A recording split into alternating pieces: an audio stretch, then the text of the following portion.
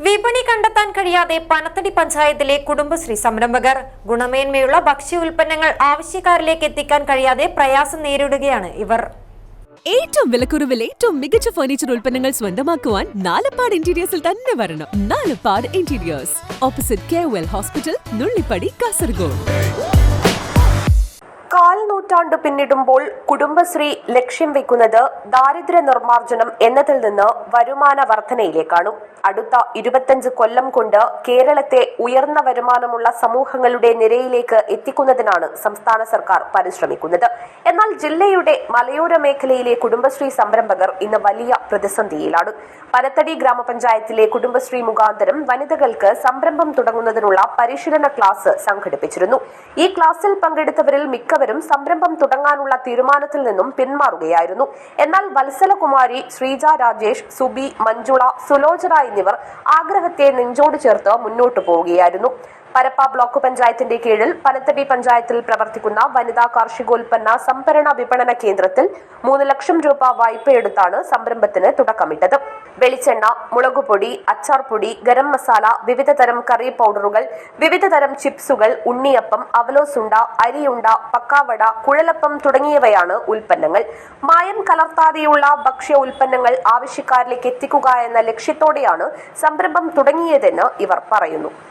Block പഞ്ചായത്തിൻ്റെ ബിൽഡിങ്ങും മെഷീനറീസും അവരുടെ ആണെങ്കിലും നമുക്ക് ഒരു മാസത്തിൽ കുറച്ച് വാടക അവർക്ക് പോകുന്നുണ്ട്. പിന്നെ അതുപോലെ കറണ്ട് ബില്ലും കാര്യങ്ങളൊക്കെ അടയ്ക്കണം. പിന്നെ ലോണും കാര്യങ്ങളും എല്ലാം അടഞ്ഞു പോകുമ്പോൾ നമുക്ക് വലിയൊരു എമൗണ്ട് നമ്മുടെ കയ്യിലേക്ക് വരുന്നില്ല. കിട്ടുന്ന പൈസയൊക്കെ നമുക്ക് വീണ്ടും പിന്നെ ചിലവിലേക്ക് തന്നെയാണ് പോകുന്നത്. അതുകൊണ്ട് കുറച്ചും കൂടി മാർക്കറ്റിങ്ങിൽ നല്ല രീതിക്ക് പോയാൽ മാത്രമേ നമുക്ക് എന്തെങ്കിലും എത്തിപ്പെടാൻ പറ്റുള്ളൂ.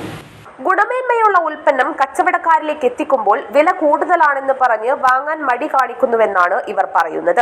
എന്നാൽ ഒരു തവണ വാങ്ങിയവർ പിന്നീട് ചോദിച്ചു വന്ന് വാങ്ങാറുണ്ടെന്നും അത് തങ്ങൾക്ക് ഏറെ സന്തോഷവും സംരംഭം തുടർന്നു കൊണ്ടുപോകാനുള്ള ധൈര്യവുമാണെന്നും ഇവർ കൂട്ടിച്ചേർത്തു. കാസർഗോഡ് ജില്ലയിൽ പനത്തടി പഞ്ചായത്തിലെ കുടുംബശ്രീ പ്രവർത്തകരാണ് ഞങ്ങൾ കുടുംബശ്രീ മുഖാന്തരം സംരംഭങ്ങൾ തുടങ്ങാൻ വേണ്ടിയിട്ടുള്ള ക്ലാസ്സുകളുണ്ടായിരുന്നു. ആ ക്ലാസ്സുകൾ ഏകദേശം ഒരു 3-4 ഘട്ടം അറ്റൻഡ് ചെയ്തതിന് ശേഷം ഞങ്ങളിങ്ങനെ ഒരു സംരംഭം തുടങ്ങണമെന്ന് ആഗ്രഹിച്ചായിരുന്നു.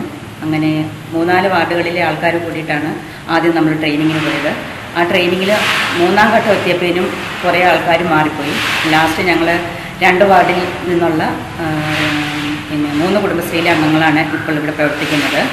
സ്വന്തമായി വാഹനം പോലുമില്ലാത്ത ഇവർക്ക് ദൂരസ്ഥലങ്ങളിലെ കടകളിലേക്ക് ഉൽപ്പന്നങ്ങൾ എത്തിക്കാനും പ്രയാസമുണ്ട്. ദിനം പ്രതിയുള്ള ചെലവും ഏറെയാണ്. കയ്യിലുണ്ടായിരുന്ന സ്വർണവും മറ്റും പണയം വെച്ചാണ് ചെലവുകൾക്ക് പണം കണ്ടെത്തുന്നത്. പ്രവാസികളടക്കം ആവശ്യക്കാർ ഏറെയുണ്ടെങ്കിലും വേണ്ട രീതിയിൽ ഉൽപ്പന്നങ്ങൾ എത്തിച്ചു നൽകാൻ കഴിയാത്ത സ്ഥിതിയാണുള്ളത്. ഇതിനായി വാഹന സൗകര്യമാണ് ഉറപ്പുവരുത്തേണ്ടതായിട്ടുള്ളത്. കുടുംബശ്രീ അംഗങ്ങളുടെയും വാർഡ് മെമ്പർമാരുടെയും സഹകരണത്തോടെ ഉൽപ്പന്നങ്ങൾ ആവശ്യക്കാരിലേക്ക് എത്തിക്കാനാണ് ശ്രമം. ഏത് പ്രതിസന്ധി ഘട്ടത്തിലായാലും തളരാതെ മുന്നോട്ടു പോകാനാണ് തീരുമാനമെന്ന് 5 പേരും ഒരേ സ്വരത്തിൽ പറഞ്ഞു. കുടുംബശ്രീ ഉൽപ്പന്നങ്ങൾക്ക് മെച്ചപ്പെട്ട വിപണിയും സംരംഭകർക്ക് വരുമാന ലഭ്യതയും ഉറപ്പുവരുത്തുന്നതിന് വേണ്ട നടപടികൾ സർക്കാരിന്റെ ഭാഗത്തുനിന്ന് ഉണ്ടാകണമെന്നതാണ് ഇവരുടെ ആവശ്യം.